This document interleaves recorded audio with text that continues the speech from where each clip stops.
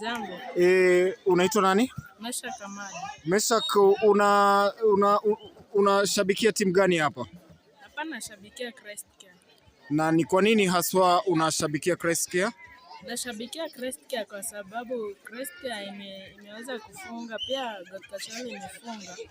Lakini sasa hapa tunaweza sema Christ Care mbona naishabikia ni kwa sababu defensive yao iko sawa, midfield yao iko sawa, pia striking yao iko sawa.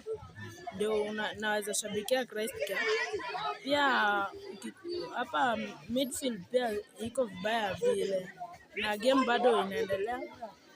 Hata kama ni second half tuko 1-1, bado game inaendelea, nayo tuko na matumaini kwa Mungu tunaweza shinda. Mambo. Unaona kama ya timu gani itashinda? Christ Care. Kwa nini? Wako competitive. Wako competitive.